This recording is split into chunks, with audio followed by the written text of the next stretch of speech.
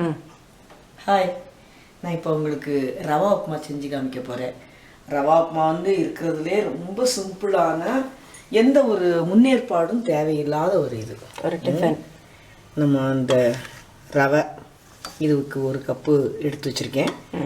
அதுக்கு நீங்கள் என்ன போடலாம் அப்படின்னா, வெங்காயம், பச்சை மிளகா, இஞ்சி போடுறவங்க இஞ்சி போடலாம், கருவேப்பிலை, கடுகு, உளுத்தம் பருப்பு, கடலைப்பருப்பு, முந்திரி பருப்பு போடுறவங்க போடலாம், எண்ணெய், ஒரு கப்பு ரவைனா 2 கப்பு தண்ணி, உப்பு, கொஞ்சம் பால், கொஞ்சம் அந்த கலர் வந்து நல்லா ஒயிட்டாக இருக்கும். நெய் விருப்பப்பட்டவங்க 5 நிமிஷத்தில் செஞ்சிடலாம். இப்போ உங்கள் வீட்டுக்கார் ஊருக்கு எங்கேயும் போயிருக்காங்க, ஹைதராபாத் போயிருக்காங்க, டெல்லி போயிருக்காங்க, இன்றைக்கி மீட்டிங், அதனால் இன்றைக்கி லன்ச்சு ப்ரிப்பேர் கிடையாது அப்படின்லாம் நீங்கள் நினச்சிங்கன்னா, உங்களுக்கு சிம்பிளாக வேலை பார்க்க பிடிக்கல அப்படின்னா சிம்பிளாக இந்த ரவா உப்புமா செஞ்சு கிண்டி சாப்பிட்டுக்கோங்க, நல்லாயிருக்கும். இது ரவா உப்புமா தானே, இது ஒரு பெரிய இதாக அப்படின்னு நினைக்கலாம். ஆனால் அதை நம்ம ஒரு மெனக்கெட்டு செய்யும்போது அதுக்கு ஒரு வாசம் இருக்கும். கடுகு, உளுத்தம்பருப்பு, சிலர் உப்புமாவுக்கு வெங்காயம்லாம் போடாமல் அப்படி கிண்டுவாங்க. வெங்காயம் போட்டு கிண்டுன்னா அது ஒரு வாசம் நல்லாயிருக்கும். கடுகு வெடித்ததும் இந்த கடலைப்பருப்பு போடும்.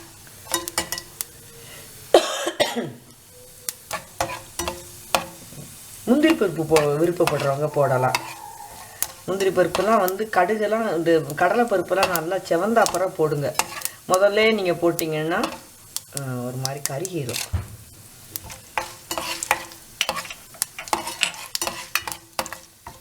இதே மாதிரியே இந்த நம்ம ரவை உப்புமா செய்கிற மாதிரியே சேமியாலையும் உப்புமா செய்யலாம், அதுவும் நல்லாயிருக்கும். கடுகு வெடிச்சிருச்சு, இந்த கடலை பருப்பெல்லாம் கலர் மாறிடுச்சு. இதனால் இந்த வெங்காயத்தை போடுவோம். வெங்காயம், பச்சை மிளகாய், இஞ்சி பிடிக்கிறவங்க இஞ்சி போடலாம்.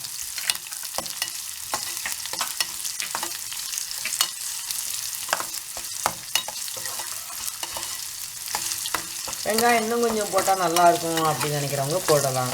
இதில் கொஞ்சம் கேரட்டு, பட்டாணி போட்டால் அதுவும் உப்புமாவுக்கு நல்லாயிருக்கும். வெஜிடபிள் சேர்த்து சாப்பிட்ட மாதிரி உங்களுக்கு ஒரு திருப்தியாக இருக்கும்.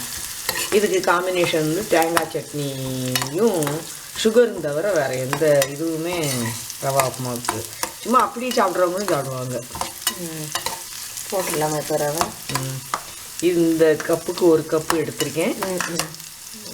இதை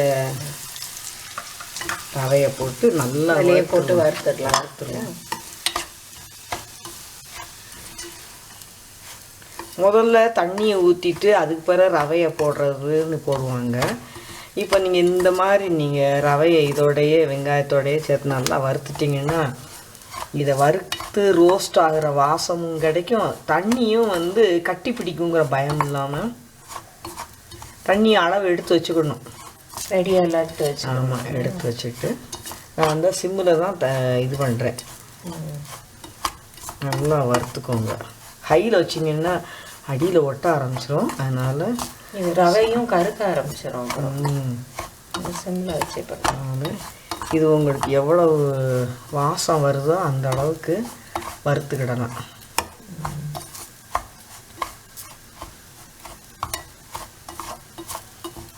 வறுக்கிற வரைக்கும் இருக்கட்டுமா? உப்பு இப்போ போட்டுறீங்களா? போட்டேன். போட்டு தண்ணி ஊற்றிடுவோமா? நல்லா வறுவட்டுருச்சு. கலர் சேஞ்ச் ஆகணும்னு நினைக்க வேண்டாம், நல்லா வாசம் நல்லா வருது. நேரம் இந்த இதை நம்ம ஒன்றும் கட்டி கட்டின்னு பயம் இல்லாமல் ஊற்றிடலாம். ஊற்றிட்டு கொஞ்சம் பால் போதும் போட்டுட்டு இந்த தட்டை வச்சு மூடிடுவோம். நல்லா பொருந்திடும்.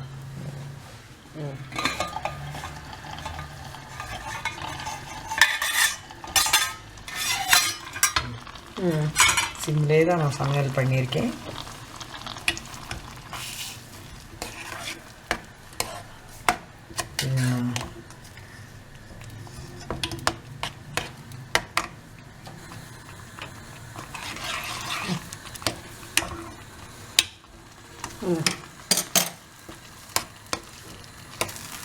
நல்லா சேர்ந்து வந்துருச்சு.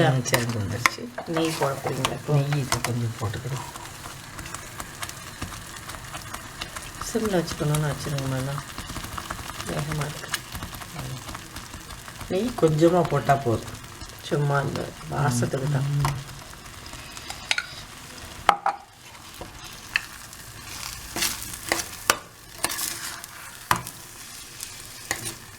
அஞ்சு நிமிஷத்தில் அழகாக இதாயிரும். தேங்காய் சட்னி இல்லைன்னா சுகர் வச்சு கூட சாப்பிடலாம்.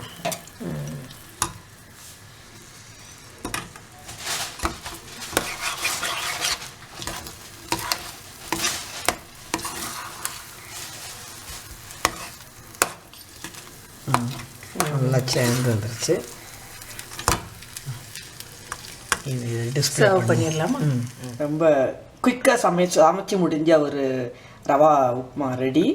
தேங்காய் சட்னி இருக்குது, ரவா உப்புமா. சமையலே தெரியாதவங்க கூட சமையலில் போய் 5 நிமிஷத்தில் செஞ்சிடலாம். ரொம்ப டெலிஷியஸாக இருக்கும். வெரி பாருங்கள், cook and very taste to eat.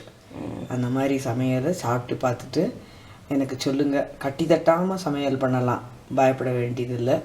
இதிலேருந்து ஸ்டார்ட் பண்ணுங்கள். புதுசாக கல்யாணம் பண்ணவங்கெல்லாம் இல்லை பேச்சுலராக இருக்கிறவங்கெல்லாம் ரவா உப்புமாலேருந்து ஸ்டார்ட் பண்ணுங்கள்.